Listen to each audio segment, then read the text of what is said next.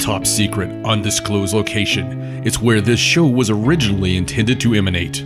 Unfortunately, that off-the-grid location can no longer be found due to unforeseen issues with the whole undisclosed part. Instead, we proudly bring you the Paranormal Power Twins, the keepers of the secrets, the looters of the lunacy, the wranglers of the weird, the ministers of the macabre, the secrets of the spirits, the... John. Hold on, I'm almost... John, honey, it's time. Welcome to the Paranormal Sideshow with your host, John and Stacey Edwards of ParanormalSideshow.com.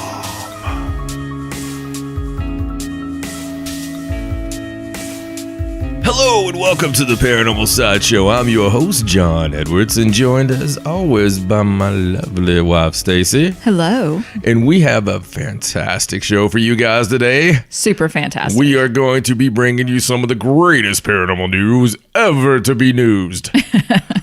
Well, don't we always do that? We do, but this is special. Yes, there's a lot of news. I mean, it's going to be a whole show. Yeah, it really is a lot of news. Yes. We have a lot of news going on in our personal life as well. Yes, we do. We have been hauled up. Mm-hmm. Is that what you call it? Is that how you say it? I think so. Hauled up? Hold up. I don't know. I don't know. I think it's a different word. I think so. Yeah, somebody let me know. Anyway. Every time I ever wonder anything about this, I forget all about it, and then I'll get a message from someone. Right, and they'll be like, I think the word you were looking for was this or whatever. These are the droids you're looking for. I get it every time. So anyway, we have been hiding from humanity. Mm-hmm. And for different reasons than normal. Yes, more than usual. More than usual. Yeah. We've been writing on the book. Yes. The infamous book. But I have some news. Oh, you have news. I have some news. That's amazing. The book. Mm-hmm. I want to say the book is on fire. We don't need no water. You know the rest of it, kids. The book is complete. It is. The book is complete. Just say it, Stacey. It's complete. It's hard to say that because I want to go back and add stuff. Yeah. And things, but no, for the most part, it is a complete book. It's a complete book. There are chapters, and they're all put together, arranged in an order that makes sense. Yeah, and it's first to last. And it's funny because I started writing the book 7 years ago, and I went back and forth because at first I wanted to write about my wrestling career. Right. And, there's so many road stories. Mm-hmm. My God, there's road stories. Yes, there are. And then there's a lot of road stories that if I want to keep those friends... you probably won't divulge those stories. I probably can't talk about it yet. I have to wait for all the divorces to go through. You have to wait till you're old enough that people go, oh, he's old. Right. It's fine. And then I wanted to write about my band. Right. But in order to do that, I have to wait till everybody comes out of the closet. So, that hasn't happened yet either. Exactly. And, so there's a lot of stuff that I wanted to write about. And when I was first writing the book, all jokes aside, I was trying to put all that stuff in there because I thought that I've lived a pretty unique life. Right. A lot of stuff that most people, sane people, wouldn't do all at the same time. I'll agree with that statement. The professional life, the music, the wrestling, the paranormal.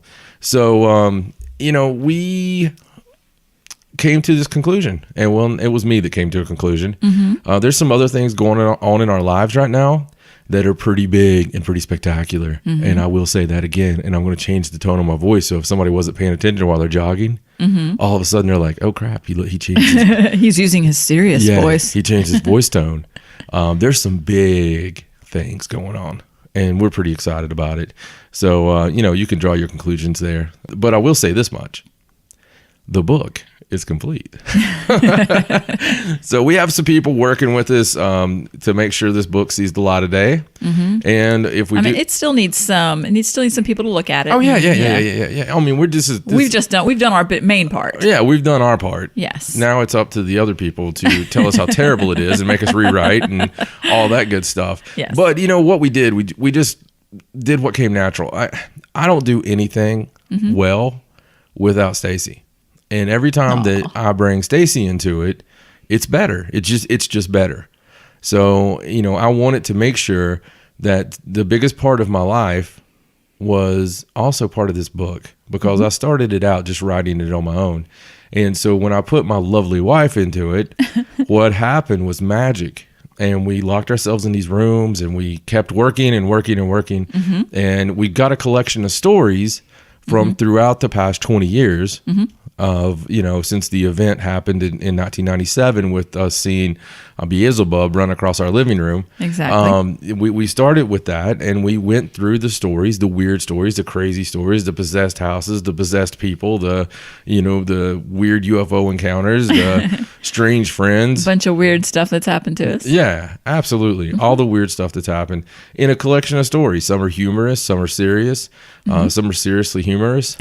And, I believe, and I may be a bit partial, just a bit partial, but if I seen this sitting on a table somewhere where I didn't have to buy it, I would automatically pick it up and look at the pictures in the middle. Right. So I could say that much. Right. Absolutely, I would do that. So for you guys, because I love all of you, and we keep getting hundreds of more listeners every time we check the numbers. So for all you guys that we love so much, we are going to pay you back for us not ever putting ads on the show. Thought you were getting off easy. So at the conclusion of this show, I'm going to do one of my the shortest story in there. And I'm going to read a short story out of the book, and the shortest one we have. But another cool thing you can do? What's that? ParanormalSideshow.com. That's your address to go find everything booky. Facebook.com/ParanormalSideshow. That's pretty self-explanatory. On the Twitter, it is @Sideshow97. And Instagram, hot damn, it's John and Stacey Edwards. And if you go to YouTube, kiddos, search Paranormal Sideshow. There's a lot of cool stuff on there, including the unedited full walkthrough of the Major Grand Mansion with myself and Serena. That's right. We got the bonus footage. The bonus footage is up. Yeah. Yes, that's really worth watching. It is the unedited where we just tape the whole walkthrough, and then instead of cutting it up or whatever, we just put it on there as bonus footage. Yeah, it's pretty cool. Do you know what else is on that DVD? What is on that DVD? Do you remember we did commentary for the whole documentary, and you can actually watch it with our commentary, which I kind of want to go back and do because I don't really remember what our commentary I'm sure says. I'm sure it's just delicious. Yeah, I'm sure. I remember that night we were locked in that room. And we had Tim with us. Yes. And we were in the studio room. The lights were off. We were just watching the show and just talking as we went. Like a normal conversation ensued. Exactly. So I'm not sure. I don't remember what we said. I don't think I've ever listened back. I don't think I have either. So that's pretty funny. Yeah, it's a good idea. We need to do that. Yeah. If it's really good, we'll have to put it up on the YouTube as well. Okay. On the YouTube. On the YouTube. The only YouTube. Exactly. It'll be some good news. And speaking of news, here is my lovely wife with paranormal news.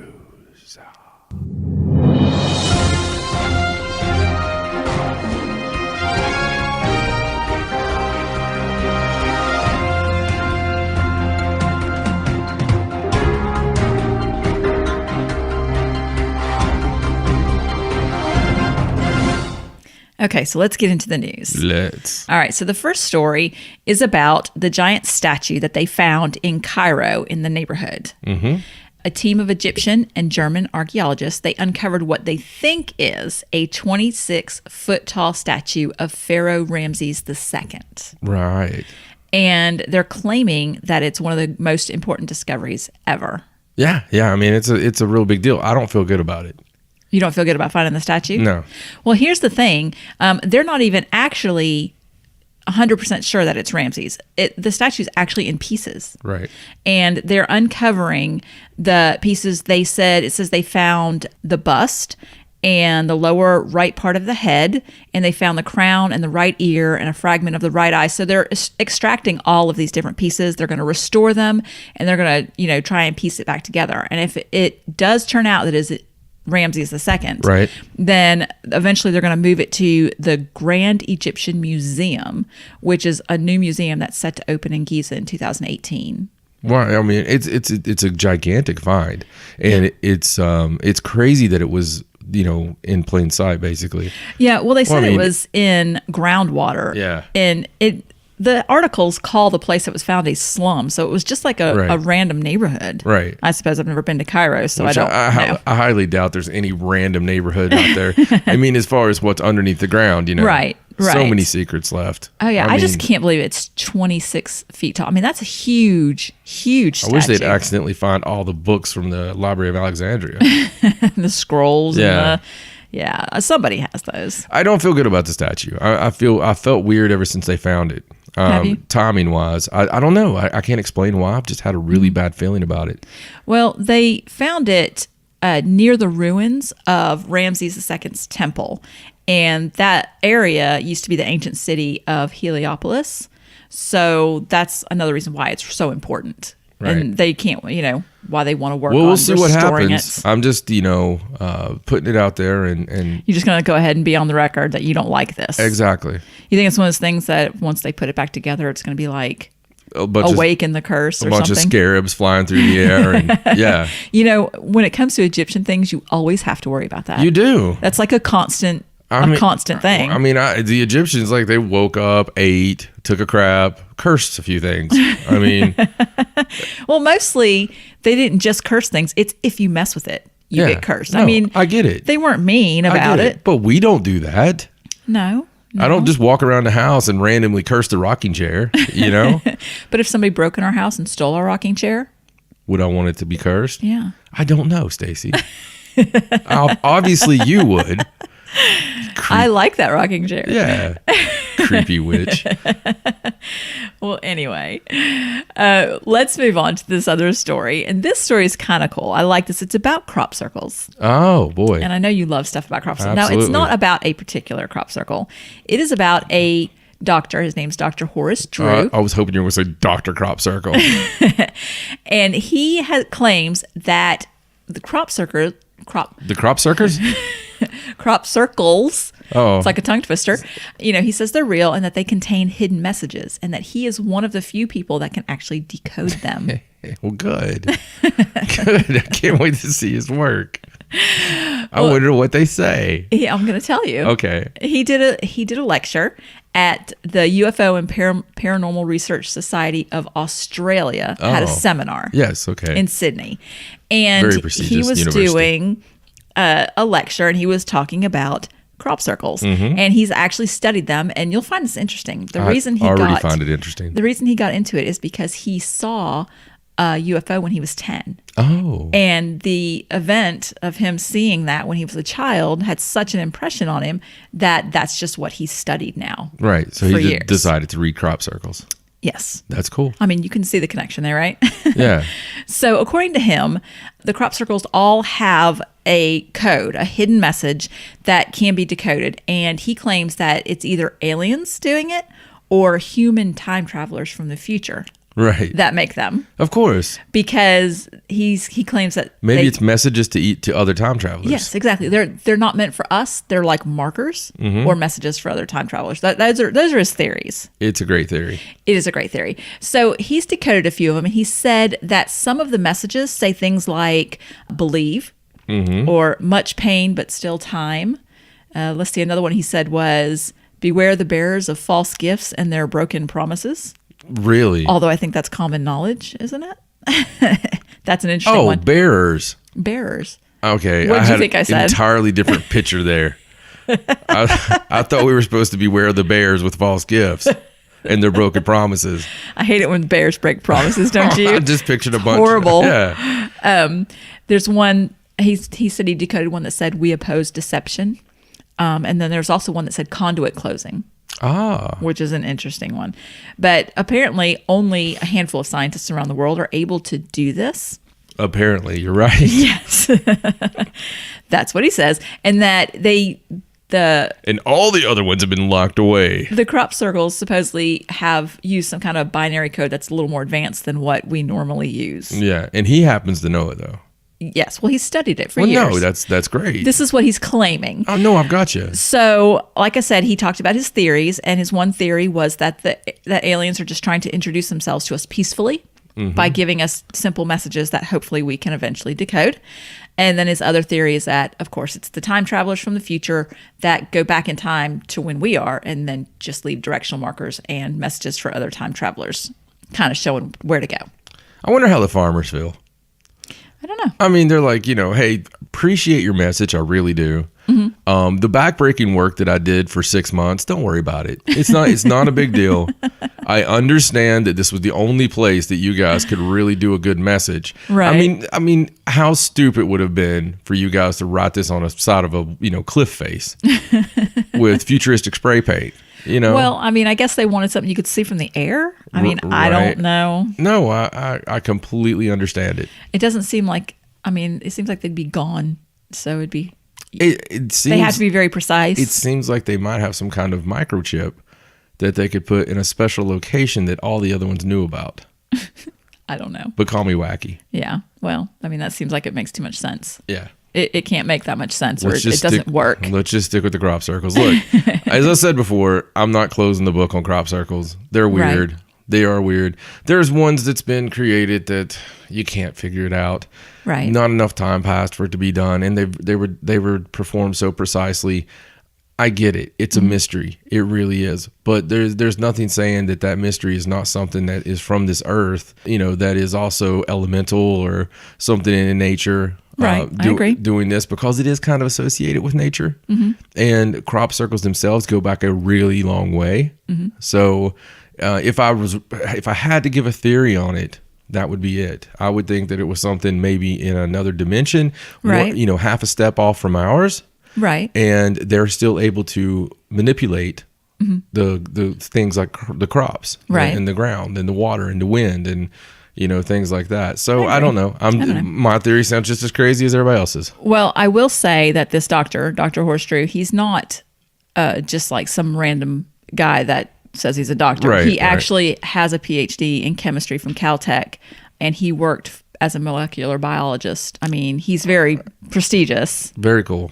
So no, it's cool. It's interesting. I would like to see one of his lectures just to see how he puts all that information together. Absolutely. I'm sure he has visual aids and things like that. I'm sure he does. I'm sure he's got a great PowerPoint. All right, so let's move on. Let's talk about this viral video from Brazil. Ah, Brazil. Yes, the one I'm talking about with the banging door. Yes. That was supposedly in the morgue. Yes. And the open air morgue. Yeah. So this video went viral very, very quickly. Went everywhere. Everybody saw it. I'm sure everybody that's listening has seen it. The door slamming, the security guards, the lights go out. It's very creepy. So this is most likely a hoax. And when I first saw it, I don't know if you felt this way, but when I first saw it, I thought it was a little bit suspicious. Did you feel that way? A little bit. It's so hard. It is. It is so difficult to be able to tell, and so we try to approach these with a very open mind. Well, I'll tell you what I thought was suspicious is when I first watched it, the security guards are walking down to the store and it's banging. And right before they get to it, all the lights go off. Right. And when the lights go off, the security guard with the flashlight is not moving his flashlight anywhere. He's just pointing it at the ground. Right. He's not pointing it at the weird door that was moving. He's not looking around. He's just holding it in one specific spot. And I thought that was unusual. As somebody that walks around in the dark with a flashlight, I find that unusual. So I thought the whole thing was a little bit unusual. There you go. And I thought something similar, but then I also thought I've never had to experience a door going up and back and forth like that. I know when I've had high paranormal strangeness occur to me in the past, I haven't acted the way that I would normally act. I suppose that's a good argument. When this stuff was happening, you just really don't know if you're going to freeze up a little bit, right? And your mind has to take a second to catch up with the activity. So as far as that goes, if it is real, it's spectacular. Well, here's the other thing. The video, when it was posted, they claimed that it was at this medical facility, this morgue, but in actuality, it was not filmed in a morgue. It was actually filmed in a different city at a place called the Comprehensive Care Center for Children and Adolescents. That's even scarier. So, and that agency confirmed that is their building that this was filmed in. So whoever posted it lied about where it was filmed. Right. So that's a red flag right there. And supposedly, now I looked at a couple articles on this, and you have to forgive me, all the articles are in Portuguese. So I had to use Google Translate. And so it all comes out really strange. But from what I gathered, somebody went to investigate it. Someone that investigates supernatural phenomena is what it said, a paranormal investigator. And according to this particular report, they claimed to have found nylon threads on the door, like maybe somebody had manipulated it with fishing line kind of thing. I wonder if that paranormal team has like a Silva and a Gracie. Doesn't everybody? Wouldn't that be really in cool? Brazil? But anyway. UFC joke. Sorry. So nylon string is probably what, I could see that occurring. Come on. Mm-hmm. It was so powerful and so good. It was probably not real. It was. And of course, the lights flickering could have just been somebody flickering them. Right. You never know. Yeah. But the funny thing I thought about it is that the people at this building are actually launching an investigation into the video because they want to know if those security guards did that while they were on the clock. Like somebody's going to get in trouble for filming this at that care center when they were supposed to be working. The craziest night of my life on a paranormal investigation ever, and really the strongest activity I've ever personally seen happen, PK activity and whatnot. That location, which will become pretty famous here soon. It will. A door slammed. The door was locked. Right. And the door, it was double doors into a gymnasium, right? Right. So one side slammed open, because they were closed. The other side that I know was locked, absolutely chain locked, burst open and hit a stucco wall so hard that it chipped the wall. Wow. And that was the most powerful, activity, because there was a lot of stuff that happened after that with objects flying around and appearing out of nowhere and all kinds of crazy stuff, right? Right. But that door took so much energy. And then one thing I thought about when I watched this video is I have experienced an extreme haunting. I've experienced the most extreme that a spirit, and this was a negative, dark spirit, could really make something happen. Right. And we don't know. We don't know. Maybe they could, rearrange your furniture. They could do all this. But I just think it was really hard to believe that happened that many times. Right. It was almost too much. It was too much. It was too much, especially on video. Right. You never catch stuff like that on right. video. But then again, we don't want to be the people that we always complain about that just poo-poo on everything before they... No. We really watched it a few times and tried to really give it its chance. So but it does appear that let's keep an open mind, let people investigate it and find out. The whole thing about it is with paranormal, it could be real. It could be fake. It's you can recreate almost any paranormal phenomena. Yes, that is very true. That is very true. Okay, so let's move on. And here's a story that I thought was really interesting. It's about an airport in Peru, where a bunch of flights were suspended because of UFOs. So I found the story, and there was a picture. It was a pretty crazy looking picture of these lights in the sky. And it said that a dozen UFOs allegedly caused a suspension of flight operations at the Jorge Chavez airport, which is in Peru. Right. Of course it is. So this happened in February, like right at the end of February. And there was a UFO researcher. His name's Mario Zagara. He claimed that he has recordings capturing conversations between the control tower and the pilots that weren't able to take off. Wow. And that the radar captured 12 unidentified places on its screen. Right. And each one was identified with the code 0000, which is for UFO. Wow. So they didn't really know what was there. So then there was another UFO researcher, ufologist. His name is Joshua Corneo, I think is how it says. He says that in the same area, he took a picture with infrared. And that picture is the one that you see on the article with the UFOs.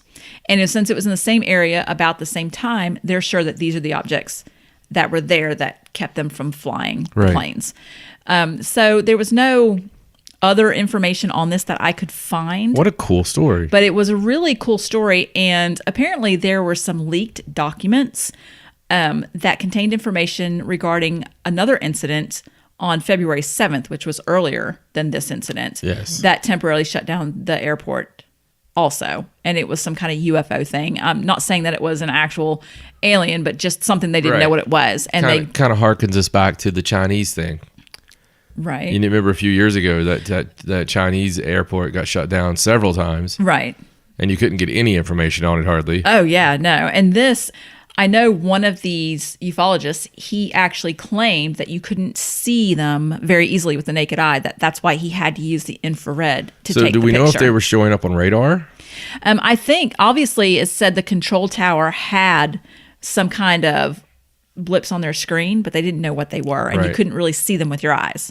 Well, the Peruvian government's pretty good about coming out with stuff, so possibly we'll find out about this. Hopefully. Supposedly, the one UFO researcher was going to hold a conference in March and talk about it. He posted it on his Facebook page, but I have not seen anything from that yet. So I'll keep looking and see if there's any other information. But I thought this was really interesting because it's not very often that you actually find out that flights have been grounded because of UFO activity. Not that we hear about anyway. Right, exactly. Like you never hear about it, especially if they somehow got recordings. Yeah, very cool. Very cool. Very cool. I'll have to follow up on it. Okay, so let's move on. This next one's really interesting. This is about the rabbit hole that was in the farmer's field that led to the mysterious caves. Of course it did. Don't ever go down the rabbit hole. No. Avoid rabbit holes at all costs. Yes. All right. So apparently there's this ordinary rabbit hole in a farmer's field, and it led to these caves that are just unbelievable. So according to local legend, the Canton Caves were used by followers of the Knights Templar. That's the legend. Mm-hmm. Now, according to some history... Why is that always the legend? I don't know. People just like to... It's very romantic. Link it to that, I guess. Yeah. I mean, everything you ever hear, it's like, this could possibly have ties to the Knights Templar. Yeah. And it doesn't matter where it is, especially Kentucky. Everything in Kentucky is Knights Templar. Yeah. They're just like, that building over there, we believe that in 1700 that the Knights Templar came here, and it was a subsection of the Knights Templar. It was the Kentucky building society, but there is genealogy that dates them back to the Knights Templar. Sorry Kentucky. So the original purpose of these caves, they don't really know what it is, but some historians actually believe they were probably built in the late 18th or early 19th century, which is hundreds of years after the Knights Templar. So they don't think that's what it was for. And I saw this article on BBC, and this guy had gone, he heard about the caves, and so he went and took some pictures. So there's some fantastic pictures in this article. And when you go down into it, there's like a network of walkways that are all carved out. Right. And there's arches, and it's all carved out of sandstone. He said it wasn't very big in there. Like, you have to crouch down, sort of. And some of the passageways you actually have to crawl through. So it's not huge. Was it little people? Maybe. But he said that... Do you think there was a little people sect of the Knights Templar? Like the Lollipop Templars? I think that might be offensive. Is that offensive? Only if you're a midget. I suppose. Anyway. And if you are a midget, just reach out to me and I will personally apologize. But come on, that's funny. Do they ride Shetland ponies? I hope they do. So the caves, they describe it as a grotto. There's a network of walkways. There's arches carved out of sandstone. And there's also a font. Right. Which a font in this case is like a stone structure that holds water. Like they would have for a baptism. Okay, never mind. Yeah, did you think there was writing? I was just picturing it on the wall. It's like, look, it's the Knights Templar font. Strangely enough, though, I believe it's that little known part of the Knights Templar that had the midgets. Well, get it? Little known. I got you. Yeah, okay. The caves actually had some markings in there that looked like people maybe went in there and used it for rituals, like black magic, that kind of thing. So they probably just found a satanic cave. Yeah, maybe. But it said that the caves were reportedly sealed up in 2012 to keep people out of there from going in and doing that sort of thing. Satanic midgets. So out of this whole article, yes, my only question was, if these caves were built in the late 18th or early 19th century, what were they used for? They never did say what these arches and all the stuff was carved out of. So it's glorious looking. It's not Knights Templar. No. More than likely. I mean, it's very structurally pretty. As for a cave, you can tell that it's been carved out. So, I mean, I guess it would probably be ritualistic. I mean, you would think so. If you are a, practicer of the ritualistic arts, right, you kind of have to go underground, I suppose. But this still had to be back during a time when people weren't too lazy to do that sort of thing. Yeah. Like nowadays, people wouldn't carve out an entire cave just to do some black magic. It has to be at least 20 years old.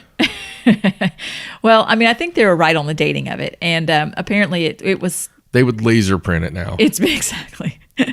It's been known, but it was sealed up, so they just rediscovered it. But it's really cool. It's worth looking at the pictures. Yeah. It's pretty interesting. Sorry, 3D print. God, how old am I? Laser printing is all the rage. They would use the 9-pin printer. They would print it out. There's rumors of a 24-pin printer, but only the top Satanists have that one. Okay. So let's go on to our next story, shall we? I don't even know where to go with that, so I'm just going to move on. So this is a story about a mass possession in Nicaragua that was blamed. A voodoo doll was blamed for this mass possession because voodoo dolls are evil. They are. Evil voodoo dolls. All dolls are evil. So the Ministry of Health in Nicaragua is working to help officials in a small village in Nicaragua deal with over 30 residents that claim they've been possessed by the devil. And they believe that... it doesn't have the same effect if you claim you were possessed by the devil as much as it does if somebody else says... He's possessed by the devil. You know what I mean? I'm sure that their neighbors were worried and said, I think they're possessed. Right. It's like a witch hunt all of a sudden. But they believe that one person got possessed because of a voodoo doll that was found in the village. Ooh. And so, this isn't the first time this has happened. This kind of thing happens all the time. Dude, we have a story on this once a month. Yeah, just about. But it's this first town that it happened in. A small number of residents reportedly suffered from like convulsions and hallucinations. And the small residents. And it said, no, a small number of residents. And many ran around until they fainted. And then when they woke up later, they didn't remember anything that happened. Okay, wait. So a small number of residents ran around. They ran amok. Yes, they had convulsions. Hallucinations. And then when they woke up, they didn't remember anything that had happened. Because they fainted. Yes, because they ran around until they fainted. But so has anybody looked into bath salts? I don't think so. But then they call it the crazy sickness.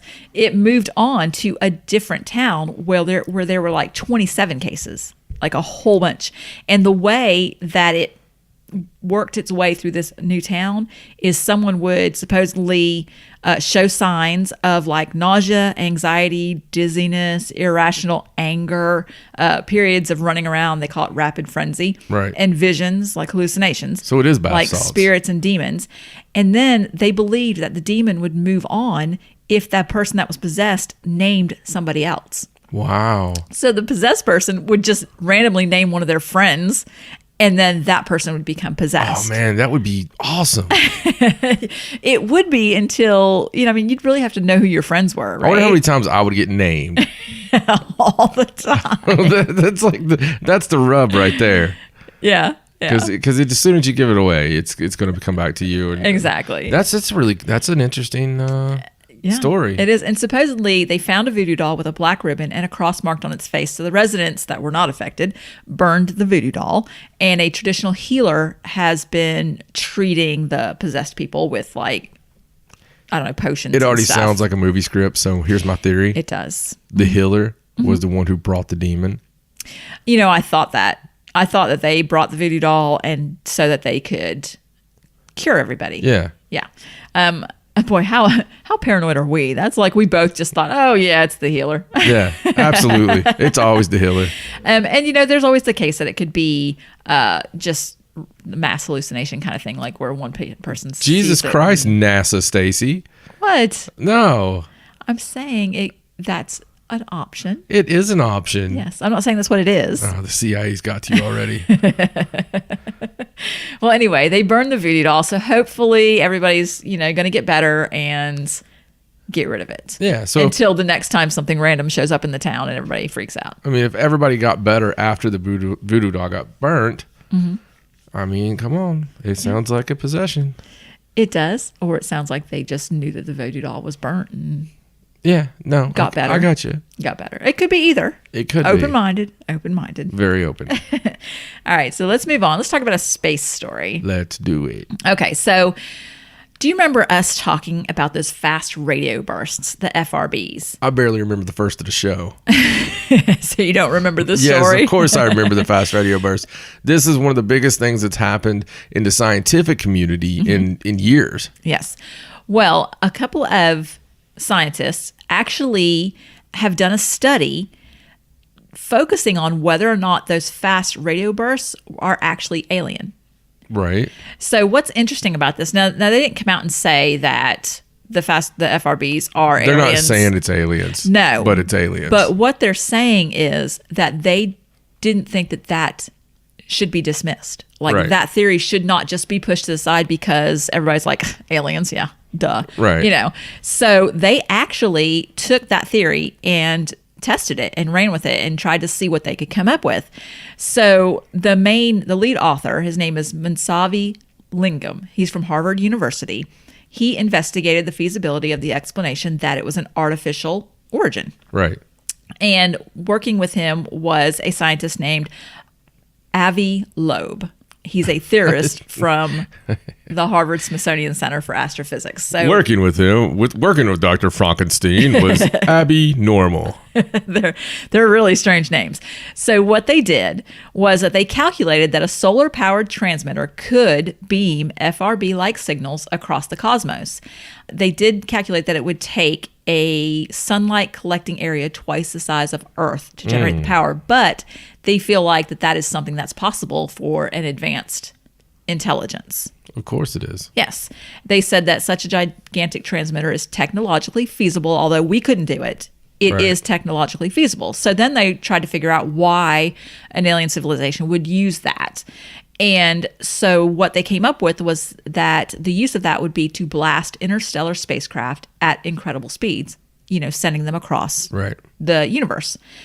And that the craft would be powered with light sails. Now, this is a technology that we do know about. Absolutely. And that we've tested, and we know that works. As a matter of fact, that Breakthrough Starshot program, that's a whole light sail technology. So that is something that is possible.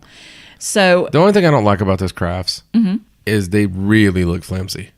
I mean, they really look like... Well, they're powered with light. I mean, they don't have to be... Well, I know, but it's hard to imagine that being this massive, ship, because they look like if you got hit with a space pebble, it's going to be lights out. True. I mean, it's just what it looks like. I'm just saying. Well, they also calculated that a transmitter that was capable of doing all this could actually drive an interstellar spacecraft weighing over 1 million tons. Right. So all the math works out, according to what they calculated. And that humanity would actually catch leakage from this process when we would see it as FRBs, what we call FRBs. Right. That would be what we saw. So, it's all speculative. Right. And they understand that, and they're not claiming that it is aliens, but they have laid it out and wrote this paper showing how that is a possible thing that you need to contemplate. Harvard. Yeah, good for Harvard. Yes. So they're actually going to publish it in the Astrophysical Journal Letters. It's an actual study that's going to actually be published. And I actually really like this because scientists took the possibility that aliens were out there and went with it. They didn't dismiss it. They must listen to the show. You think They're like, so? you know what? We're not baffled. We're not baffled. We understand everything. We're not baffled at all. But prick. Pretty interesting story anyway. It took me a while to read through that one, but I'm actually going to find that publication. I'm going to link to that article, and there is a link to their study that you can go look at if you're interested in that. So. Boy, I'm sure that'll light up the boards. Somebody will be sitting there going, Sir, you're not going to believe this. We just got a subscriber. No way, Henry. Yes, look. It's a subscriber from Maine. Well, I think it's interesting. Yes. All right, so keeping on our little space theme here, we're going to talk about something that NASA has been throwing around, a little idea NASA's been kind of throwing around for the future. Lies and bullshit? other than that. Oh. So this is not something that they're planning. This is something they talked about that was presented at their Planetary Science Vision 2050 workshop. Okay. Oh. So basically, this is not something that they're working towards, but it's something that they feel like could be worked towards in the future. Mm-hmm. So the idea is that they want to launch a giant magnetic field around Mars to make Mars habitable again. Okay. Are you following me here? So basically, they feel like Mars is not habitable because its atmosphere got stripped away. Right. So we've been through all that.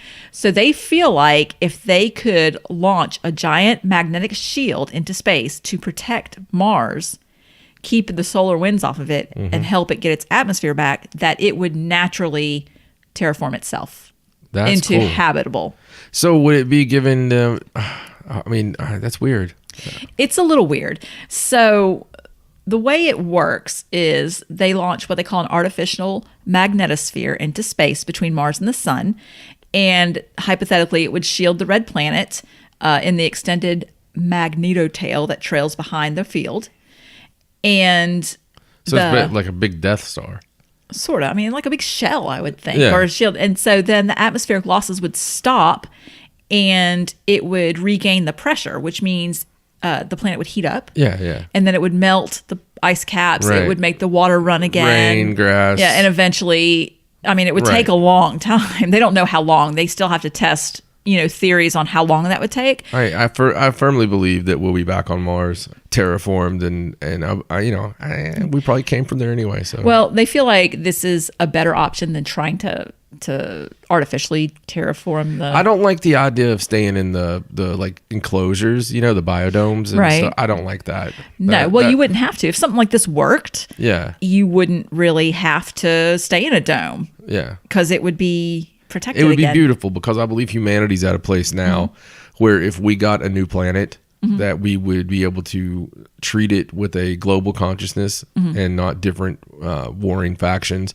Right. We would be able to not destroy the planet, and, not pollute the planet. And the good thing is, I believe a lot of people that we would send there would be the people of that like-minded society that would pretty much create a utopia. You would hope. You would hope that's the way it would work. Oh, it's going to be warlords and fights. I know. Well, of course, this is all just hypothetical at this point. It's something that they are trying to test for future generations because, it would take hundreds of years. But, they are thinking ahead, I suppose. And who knows, your great-great-great-great-grandchildren might live on Mars. Yeah. You never know. But I'll still be around, though, because I'll be half robot with my consciousness. That's right. You'd be living in the computer talking to everybody. But it's interesting that they're thinking about that kind of thing that far ahead. It's kind of like the story we did on the country with the 100-year plan. Well, every time I hear a story about NASA that is planning something and putting it out there, I believe that it's something they've already had done. Right. It's almost like they won't tell you unless they know they can do it. Right, or they know that they've done it. Right. It's something to that effect.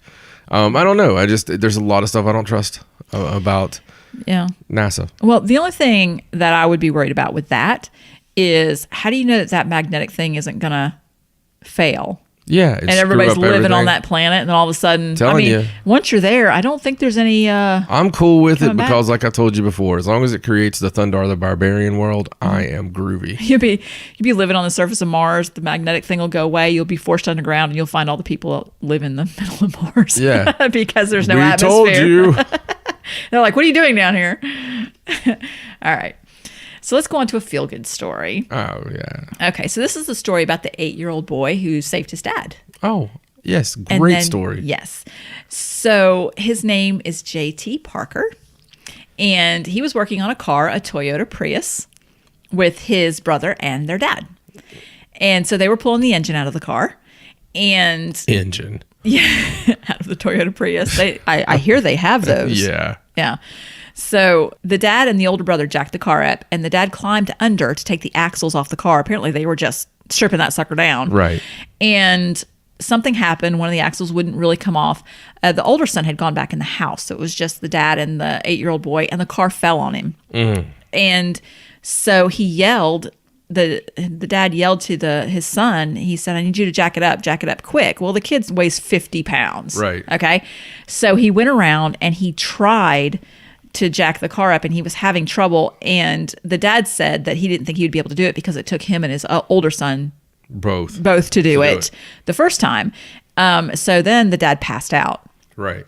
And so he didn't know what was going on. So the little 8-year-old boy, JT, he said that he adjusted the jack and he just started jumping up and down on it as hard as he could. And he couldn't get the thing to move for a long until after about 15 minutes, it finally jacked up. And as soon as he got it jacked up, he went inside. He called 911. He told his brother. And, they came and they flew his dad to the hospital. He was in critical condition. And it turns out he had 13 broken ribs. But he didn't have any internal injuries. So it could have been much worse. Right. It could have been much worse. During this time, JT's mother came home and she was just freaking out because you would. So later on when they were talking to JT, they asked him how he was able to jack the car up. And he said angels helped him. That's awesome. And that's how he was able to do it. And even when they got back home, he's tried to jack the car up since then and has not been able to do it. Wow. So I thought that was a really cool story that the kid actually said that angels helped him. It's like a miracle. Yeah, it's amazing. And these stories happen. You hear about these stories over the years. I mean, they're not something you hear every day, but we all grew up hearing these stories about these miraculous feats of strength that people do. And, there's a lot of stuff that goes into that. Adrenaline. Right. There's a lot of things that the human body can do that you don't realize it can even do until you're faced with that situation. The interesting part about it, though, is JT saying that he's seen angels and they helped him do it. I'd like to see a further exploration of what JT actually remembers about that. Like, was it a light? Did you actually see forms? Yeah, see, it didn't really go into that much. And I was curious about that too, because, I thought about that whole adrenaline rush thing, but it said that he worked on it for 15 minutes. And I would think, unless it just built up, I would think if you had one of those, it's like the woman lifting the car off that seems more like a spur of the moment thing, I believe, and not a built up thing. I believe it is too, and I think it goes along the lines of you can't think about what you can't do. Right. And that's the miraculous power of the human brain. Sometimes when you don't think about it, you're able to do these amazing things. Because I truly believe the only limitations that we have are the ones we put on ourselves. Oh, absolutely. And, it goes along with the way that somebody who don't think they can be in front of people, can overcome that at some point. I know it's a lot. I know that's a big difference. But it is. I truly feel with the small amount of our brain that we actually use, that we are miraculous humans. We're miraculous beings. And there is so much more to explore just within ourselves. Yeah, I find it amazing what people can do. Everything's energy. And, we're energy and we're all connected. Well, that's like, I find it amazing what people can do when they just believe that they can do it, like you were saying. And the whole positive thinking thing, that is real. If you constantly think that something's going to go wrong, you know what? It's going to go wrong because you made it go wrong. But if you force yourself to think positive about what is happening or what's going to happen. Manifest it, baby. Exactly. We got a really good friend of ours that always preaches to us, manifest it. And it works. And it works. It works. And that's something we had to learn. Yeah. Really the hard way. Yeah. The hard way. But yes. It's the same thing as a spell. And it's the same thing as a prayer. You put this positive thinking and you have to believe. You absolutely have to believe. That's the key. That's the thing people have problems with. They're always like, I did this, I prayed for this, or I put this positive vibe out. But you know what? If you put that out, but you don't believe it's going to work, it's not going to work. It's awful that it works that way, but you have to believe before you see. It's faith, sister. You have to. Exactly. Absolutely, it's faith. So no matter if you are religious, not religious, however you're using this, it's faith. Yeah, and it doesn't matter what you have faith in. Just that you have faith in something. Yeah. Yes, exactly. I agree. All right. So let's talk about Kyrie Irving again. Awesome. I like Kyrie Irving. So remember we talked about him talking about the flat earth theory. Like he believes the earth is flat. Yes, he forced me to go deep into all these freaking flat earth videos. I tell you what, you can't watch too many of those videos. They will corrupt your mind. They didn't, though. No, they didn't. I had arguments for every single point. I don't subscribe to the flat earth theory. I mean, I can see where people are coming from with it. You know, they do have compelling arguments, but I don't think it's enough. Yeah. But, you know, he believes it, and yay for him for saying, I believe this and I'm going to stand by it. But what I thought was funny about this is the commissioner, you know, Adam Silver, he came out and he tried to say that Kyrie Irving was making a statement about fake news, and he's trying to make it all this political thing. And so Kyrie Irving just came out and was like, no, that's not what I was doing. And he was on another podcast. He was on Road Trippin' Podcast with Richard Jefferson and Channing Frye. And he took issue with people dismissing his conspiracy theory as nonsense. He was like, no, flat earth. I mean, he just was adamant about it. So while he was on the show, he also talked about being able to control his dreams, which is lucid dreaming. Right. Now, this article that I read was on Yahoo Sports. And the Yahoo that wrote it was basically making fun of him. Wow. You know, it was just one of those things where he was totally making it sound like it was ridiculous nonsense. Right. So you have to overlook that and just look at what Kyrie Irving was talking about. And he was talking about a dream he had one time. He had a really close friend that played on the team with him that got sent to another team. I don't remember that guy's name off the top of my head, but he had a dream that guy came to him in his dream and told him goodbye, you know, because they were really close or something like that. And he talked about how that he could control that he could see himself sleeping. And that he knew what was going on, and he was very conscious, and that he could control what was happening. Wow. Which we know is a thing that really happens. That's called lucid dreaming. And people that can do it, you know, you can practice and learn. Supposedly, right before he had this nap where this happened, I learned mine lucid dreaming with Jennifer Love Hewitt.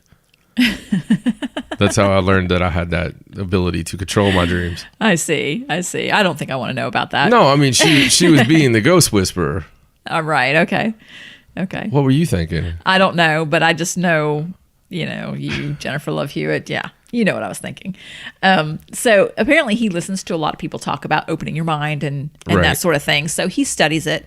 So I thought it was great that he just admitted that he could do this. And I hated that they were making fun of him. Very brave. Yes. And he's one of the bravest cats in the world because he's in a field where that kind of stuff can be poo-pooed easily. Right, especially when you're in the public eye like that, and people are always trying to, like the commissioner was trying to make it sound like that's not what he was saying, when that's what he was saying. And he's not a scrub; he's actually a star. No, yeah. So it's pretty cool. So, and he just, you know, basically he wants people to formulate their own ideas and opinions, like we do. Right. But there was also a story on Yahoo Sports again by the same person. Yeah. About Shaq, about Shaquille O'Neal. Shaquille O'Neal. Obviously is a flat earther as well. So I don't know if he always was a flat earther or if he's just backing up his boy. Right. Do you know what I mean? But he actually came out on his podcast and talked about it, and he was trying to like make a statement about it, and people were interrupting him. But basically he said that it's true that the earth is flat. And he's like, you know, listen, there's 3 ways to manipulate the mind: what you read, what you see, and what you hear. And he talked about how in school they try to teach you these things that aren't real. And, you know, and he just basically said, look, I think it's flat. I don't think that, he's like, you know, you're trying to tell me China's underneath us? No, I don't think so. You know, he was just going on about it. But basically, he made his stand with it too. So I think Kyrie Irving has started something now. I mean, it's just, it's insanity to me that in 2017, we're having a debate about whether or not the world is flat.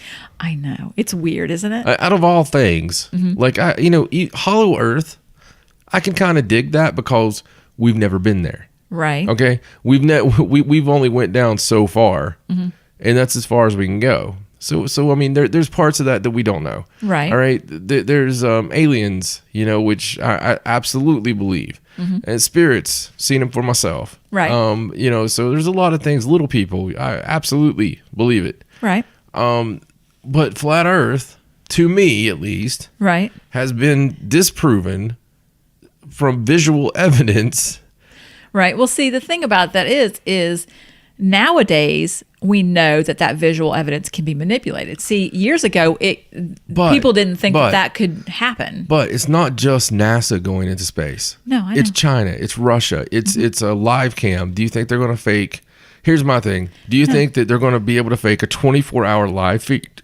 I mean, or go through the trouble of doing it, and then this is not to you. This is to the flat earthers, right? And then you have a independently owned company, SpaceX, right, that also goes out there, and when they go out there, unless they're all part of the Illuminati, right, and the Illuminati's big lie was that the Earth was round because they gained so much money from that. I mean, I don't know what do they gain from saying it's round when it's not. From saying it's round when it's not. I don't know. So that's my problem with it too. And I mean, there's no purpose. There's no reason. The first thing I ever look at when I think somebody's lying to me is what's their angle? What do they gain from that? Right. Do they gain power from this lie? Do they gain monetary gains from this lie? Do they gain some kind of leverage from this lie? Right. And I don't see any of that. From that lie. Yeah. There's just too much agree. out there. And then if you take the whole physics part of it, right. the reason it's round, the pressures involved, and then you look up into the sky, right? And you see the moon. Right. Okay, the moon is round. Round. And for all intents and purposes, unless it's a big flat pizza. Right, unless we're just looking at the flat side of it. Yeah, which I know that they kind of claim that too, that it's still round, but it's flat. You only see the one side. Right, it's still round, but it's flat. So I guess if you go with that, it's like, hey, we've never seen the moon turn around. But how would you be able to stand on it? Because it's not flat like the Earth is flat.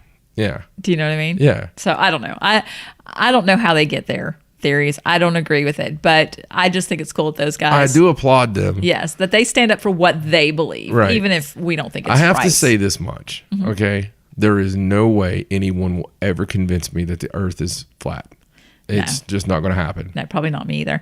I do hate.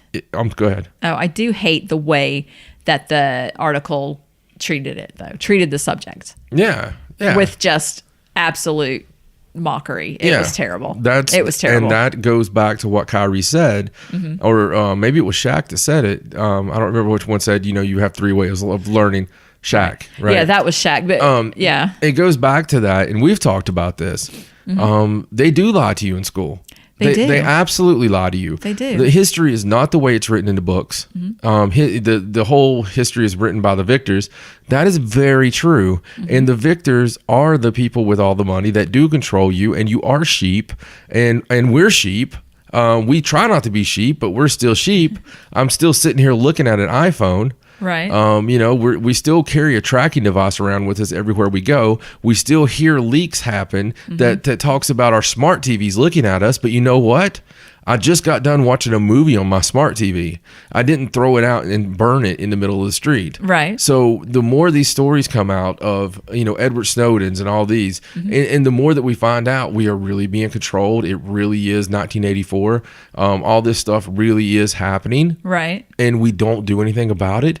We talked about blissful ignorance before, and how we just want to go on. We think we're above that. But if we were above that, we wouldn't have that freaking smart TV up there. No, we'd be living off the grid. Like a prepper. Exactly. But no, bunker I still go to my well-paying job and still try very hard to get that praise. You know what I mean? Yes, I understand. We follow we're still married. We're not out here just being promiscuous and like into the world stuff. We follow the rules. We do. We follow the rules. We do. And so it is strange to me in some ways. So I applaud them. Yay for coming out and saying this, and this is what you believe. Right. I just personally disagree with that one. I kind of wish it was like they came out and said, hey, you know what? UFOs are real. Aliens are real. And it was big names like that coming out. And Yahoo we could get behind that. Yeah, Yahoo was joking about them saying that. Which they probably would. Oh, they would. They would. Anyway. So, all right. Well, let's move on. So here's a cool story that I found. You're going to like this one. This is from Avon Lake, Ohio. And it's kind of I like it already. A little mystery that they've got going on there. The place is smooth and it smells good. Probably. Well, they have a little mystery going on at their public library. Ooh. And so someone at their public library has been hiding empty A1 steak sauce bottles in the library. Yeah, I know. And nobody can figure out why they're doing it. So get this. So they have found, this is no lie, 28 of the bottles. And since January 11th, they found 28 bottles hidden in the library. And it's not like they're just randomly putting steak sauce bottles. They're clean. There's no labels. They're clean. They barely smell like steak sauce. They've been washed thoroughly. And they've just been hidden behind books and things like that. So everyone in the library that works... That's the greatest thing I've ever heard. So everybody in the library is trying to figure this out. So what they did was they mapped the first 12 bottles that they found to see if they could find a pattern, mapped out where they patterns. Came. But they said they couldn't find a pattern. I think they gave up too soon. I think if they have 28, they need to map all 28 locations. I need to go to that place. They said that they're typically left lying on their sides behind books on the shelf. And they're normally in the magazines, the fiction section. They found them in the children's section. But most of the time, they're in the nonfiction section. So I think that there is some kind of pattern. They're just missing it. I think they just haven't figured it out. That is so crazy. It got to be so much that they actually posted it on their Facebook page because they want people to help them try and figure this out. Like at first they thought people were just trying to sneak liquor into the library, but there's no liquor smell. Like I said, the bottles are super clean. And then they thought maybe it was a geocaching thing. You know what geocaching is. But there is a geocache outside, and that's not, geocaching is where you actually find something, not just a bottle. But then it kept happening. So now everybody that works there is wants to be the next one to find a bottle. A1 bottles are cool if you think about them without the labels, because they're brown, they're brown square bottles. There's a picture they've just got a whole bunch of them there, sitting there, and no labels. Everything. You go back to the history of A1. A1 was, the king's cook. The legend goes, made him this wonderful sauce one night, and he said A1. It was obviously a saying or something, and the English are strange. I love them, but so A1 steak sauce has been around for a long time, and a little funny story. Complete side note here. Okay. So when I was a kid, my great grandmother, I called her Granny, right, and she watched me during the day, and this was at the time when I talked to a lot of trees. So right, I used to do that. Yeah, I would run inside the house, and I was hungry, and I would want a snack. So it was usually I had to run to the place, right? I would always go get the bread, and I would get 2 slices of bread, and I would get the A1 out, and I would pour the A1 on the 2 slices of bread, and then take it outside and have an A1 sandwich. Oh. So I did this all the time. I think I just threw up in my mouth a little. And I remember, my granny going bananas because every time we ate steak a lot when I was a kid. And I remember the A1 always being gone, right? So nobody ever had any for their steak. Right. So no one, I remember it being a big mystery. That made me think back to that memory. Didn't it make the bread soggy? Oh, I love it. Oh. When I was a kid, I loved it, but it's just a funny memory of A1. And while we're on it, I want to tell you another one. This is like oversharing, but it is so funny. Okay, is this in the TMI category? This is also in the John Talks to Trees time. Okay, we had the wonderful house, and it was in the woods, and so there was a whole lot. I mean, we had a full trail through the woods. It was a great childhood as far as that goes, and. The men would always go hunting. That was just the thing, So big hunters, huge hunters, actually. So they would always go hunting, and they would come back and talk about how they had to crap in the woods, because I would ask questions like that. I'd be like, how do you use the bathroom? Because I was a couple years away from getting to go with them. Right. So I always worry about the practicals. Of course. It's just me. That's an important question. Yeah. I mean, you got to know that stuff. I was like, how do you go do number 2? And they're like, well, we do it in the woods, Little John, and we use a leaf and we wipe our butts with fleas. Okay, now this is my terrible uncle telling me the story. Oh, God. My horrible, horrible uncle that is like my brother and was just terrorized me as a child. So I want it to be like the men. So I would go around the yard because I was outside from the time the sun came up till the time I was right. had Me to go. too. Yeah, me too. I lived outside, so I would every time I had to take a crap, instead of coming inside, I would go number 2 out in the yard somewhere and use a leaf. Oh my God! To wipe my butt. So my granddaddy. Oh no! No! My granddaddy. He never once yelled at me.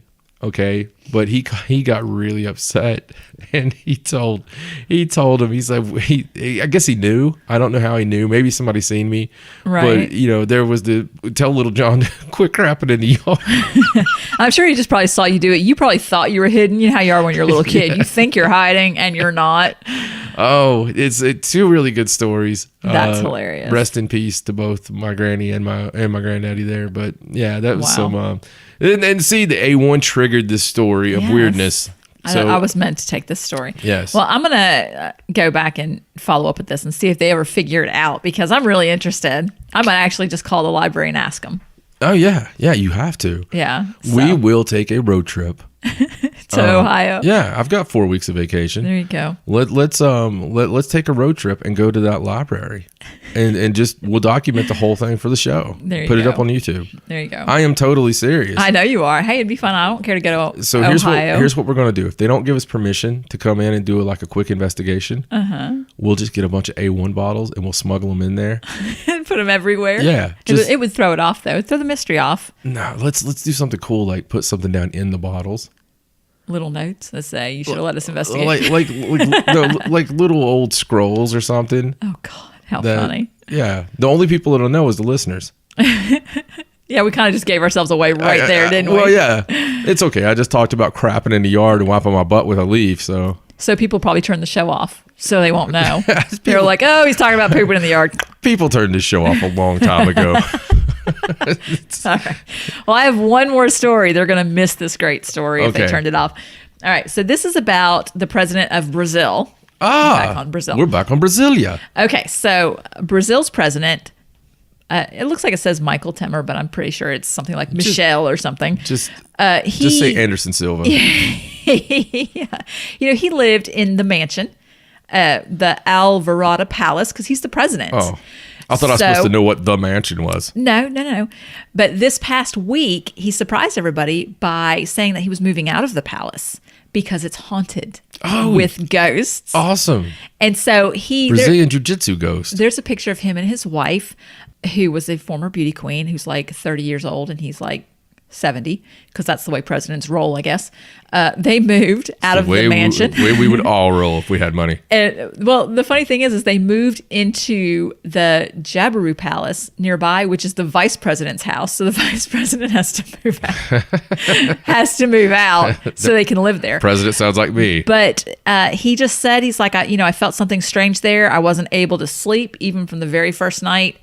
We think it's ghosts. He even brought in a priest to try and drive out evil spirits and kind of make it feel better. Mm-hmm. But it didn't work. And he was just like, nope, we're out of here. We're not living here. Wow. So he said the only person that was okay with the house was their son, who just ran around the house all the time. He didn't care. He didn't feel anything weird. Even the president's wife was a little, she didn't really like it either. Right. So I thought that was pretty cool. Everybody was really surprised that, because awesome. They moved into a smaller house. But I thought that was pretty cool because, we had a couple stories like this where like leaders and things like that have claimed that their residences were haunted. Weird. Although I don't think anybody's moved out except for him. It's getting weird, sis. It's getting real weird. Well, that is all my news. And thank you. You're welcome. Okay, well, just as promised at the first of this episode of the Paranormal Sideshow, we talked a lot about our book being completed. Yes, we did. And of course, we're just on first draft. We have to go through that, blah, blah, blah. Mm-hmm. All the tedious stuff now. Yeah, but we've talked about it a lot. So it is a collection of stories and many short stories and interesting things that happen to us along the way. Very interesting, I might add. Maybe not as personal stories like the one you just told a minute ago. No. But still good stories. But maybe we should add pooping in the yard. Who doesn't like a good poop story? Exactly. But there's very personal stories nonetheless, things that we've never talked about before. Very many stories that explain the weirdness that is John and Stacey. Yes. 20 years of bizarre, basically. And I wanted to share one of the cooler stories, and it's also the shortest story in the book. So it's just something I wanted to share because it's very near and dear to my heart, and it's called this chapter is called The Confederate Ghost. Okay, let's do story time. All right. This is a strange and beautiful world we occupy, filled with wild and wonderfully unexplainable events. Some of us choose to explore these events or these phenomena with an open mind for discovering life's ever-growing mysteries. The funny thing is, when you start looking around every corner or underneath every stone, the amount of unexplainable seems to multiply like rabbits. There have been many events throughout my years that are unexplainable in one sense, but in another way make all the sense in the world. I want to share one of these events with you now. My mother became ill more than a decade ago with a horrible disease known as lupus. She has always been one of the most brutally honest human beings that I've ever known, probably where I get some of that. She has a very solid Christian belief that, at times, makes it rather difficult to accept my pursuit of answering paranormal questions. I personally believe that her opinions of what I do comes more from the fact that she herself has dealt with so much phenomenon in her life. We shared a very bizarre event early in my life that she was never able to explain away. The lupus attacks her body and has caused many other ailments that have left her confined to her bed most all day, every day. She is on heavy medication, and thus people take a story of a ghostly visit with a grain of salt. I, however, am not people. I am her son, and I know my mother well enough to know she has experienced something. Mom said that she was in the bed and was held down by a tall man in a Confederate uniform. He introduced himself by the name Hezekiah and told her how much he despised the Edwards side of the family, something I could totally agree with at times. It was a very strong story to swallow from the sheer clarity of the event. Just so happens, though, that Mom wasn't the only person to experience strange phenomena from the same bedroom. My aunt was over for a visit one day, walked down the hallway, and shrieked in terror, according to my parents. What she went on to describe was seeing an apparition of a man. Stacey and I stayed at the house for around a month in late 1999, and Stacey also experienced a heavy, strange feeling within the same room. My father was engaged in the pursuit of his genealogy a few years back. In his research, he found many interesting ties to the past. Among these discoveries were ties to royalty, family origin in Wales, heroes, criminals, and some we already knew of, such as the Confederate soldiers. My great-great-grandfather, John Friel Edwards, served in the 51st Virginia Infantry until being captured and imprisoned in Fort Delaware. The ties with John Friel never seemed to let up. He became a major piece of my Major Graham Mansion investigation, and needless to say, he is named John Edwards, just like my father and I. One warm September afternoon in 2006, my father asked me along for a Confederate dedication ceremony in Virginia at a graveyard that bears my family name. I have never been very into genealogy or any sort of reenactments of days gone by. My opinion has changed since that day when I seen the passion expressed by these descendants of the soldiers. The organizers of the event greeted me with the normal pleasantries, as my father and my late grandfather proudly paraded me around to the other attendees of the event. I noticed rather quickly that I was amongst the youngest of the spectators, and the fact I was perhaps witnessing a dying art. I didn't expect to feel such an overpowering rush of honor to overtake me before arriving. This short, blonde lady explained all the day's events to us and the order of things. A certain group of descendants were supposed to have their name called after a speech to receive a flag and a certificate of commemoration for their honorable ancestor and veteran of the 51st Virginia Infantry in the Confederate Army. Dad was informed he was going to accept for John Friel Edwards, my aforementioned great-great-grandfather, and I was going to be standby taking pictures. As the proceedings were about to commence, I was informed of a slight problem. There was one man who had no descendants present at the ceremony. After hearing of this injustice, I quickly stood up and told the blonde lady that I would be honored to accept the certificate in order to honor the memory of this fallen soldier. She was very excited about my decision, and to be direct, it's really out of my character to do this, but I felt compelled by something larger than I can even understand. After the ceremony was over and everything went off without a hitch, we drove around this backwoods area of Virginia where my late grandfather grew up. I cherish that day now more than ever since losing my grandfather to old age, not long after. He was so excited to point out streams he had once played in, or meadows he had once rode horses in. This September day is now etched in my mind, if not for the paranormal implications, as much as the fact that it was the last time I truly hung out with Grandpa. When my father and I once again reached his house, I was worn out and decided to go inside for a bit before driving all the way back home. When we walked inside, Dad was excited to tell Mom about the day's events and how they unfolded. He was particularly interested in telling her about receiving the flag and the certificate. As my mother sat in her prescription chair examining the certificate of John Friel Edwards, she, being the keen-eyed detective she is, asked what the certificate and flag I was holding. Dad then began to explain what I had decided to do in honor of a man nobody had showed up to honor. My mother asked me if she could see the certificate, as if she already knew something was going to be of the odd flavor. Upon glancing at the certificate, my mother brought her hand up to her mouth and clasped it tightly, as if to hold back a frightened gasp. "Do you even know who this is, John?" my mother frantically exclaimed. "No clue, Mama," I half-heartedly replied, trying not to pour gasoline on an obvious 3-alarm fire. She then looked at my father, and I witnessed his eyes open as wide as the first time I seen breast on a scrambled Cinemax movie as a child. My mom then looked at me in the eyes and said, "It's him. It's the man from my room. It's Hezekiah." I then looked down at the paper to read the name, already well aware of what I was going to see. The name on the certificate was indeed the name given to us for years by my mother, as a Confederate soldier visiting her nightly and hating my family. I believe firmly that there are things in this world that we are not meant to fully understand. My mom knew right at that moment that what her son had unintentionally done was honor the memory of a man who would have otherwise been dishonored. And Edwards had gone out of his way to help Hezekiah that day. My mother, to this day, has had no more visits from the angry Confederate man. As I said at the first of my story, there have been many events throughout my years that are unexplainable in one sense, but in another way, make all the sense in the world. This was one of those occasions that just so happened to occur deep within the haunted South. Wow, I love that story. It's very personal, but very, very, very true. Yes. Well, I remember, I know you mentioned in the story how we had that experience there too.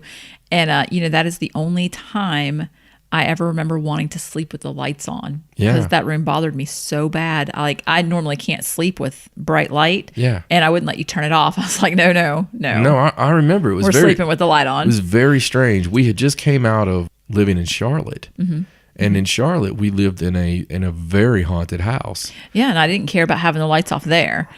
We never give that house any credit. As it's all the hauntings that we've had, and we've had some very severe hauntings. We never give the Charlotte house much credit. No, I know, and it was really. I don't think anything there really bothered us, but you could hear it all the time. Oh yeah, you could hear it all the time. But the one at your mom's house, what happened was we were laying there one night and it was dark. The light was off. And man, he just popped right up in my face. I opened my eyes and it was like the face was in my face. And that's why I wouldn't let you turn the lights off anymore. You never told me that. Yeah, we were sleeping and I opened my eyes and it was like he was just right there. But then he was gone. It was so quick. You had to question it. Yeah, I wasn't sure if I was really awake because, I wear contacts. Right. And I didn't have my contacts in at the time. So I'm very nearsighted, but it was right. It was just right there. You know how you get that feeling when things rush up on you? Yeah. It was like that, only it was the middle of the night. Wow. And I had just woke up. And so that's why I would never sleep with the light off after that because I didn't want that to happen again.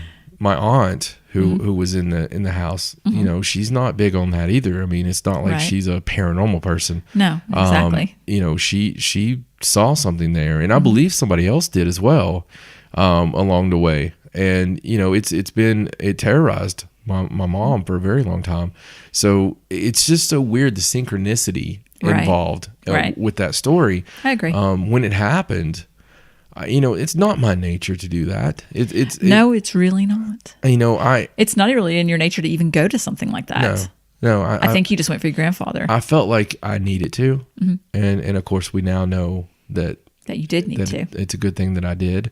Everything that happened on that, synchronicity is an amazing thing. Yes, I do believe that because of accepting that flag, that, you know, he that was unfinished business of sorts. You know, I was supposed to. But boy, what a decision that is, huh? Really. I mean, whether you do it or not, it's the beautiful thing about this world is it's all around us. Yes. I mean, these type of events, and really that's what the book is. It's a series of these unexplainable and amazing, wonderful events that have happened to us throughout the time. So right, exactly, and things we've learned along the way, and all that good stuff. And the one thing that is not in there that probably should be is paranormalsideshow.com, because that's your address to find out everything cool family hauntings.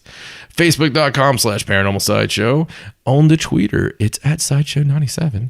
And on Instagram, hot damn, it's John and Stacey Edwards. On YouTube, search Paranormal Sideshow. I wonder if you ever scare anybody when you do that. Like when you talk in your like soft, lulling voice and they're just listening and rolling along with it, and then you snap out that Paranormal Sideshow real loud. I don't know. You think people jump? I doubt it. I would like to think that they don't. Okay. Yeah, great show. A lot of news and cool to share a personal story with you guys. We'll be back very soon. Yes. In fact, we're going to have a very short turnaround on this next episode. So for my lovely wife, Stacey, my name's John. So long from the Sideshow. Good night.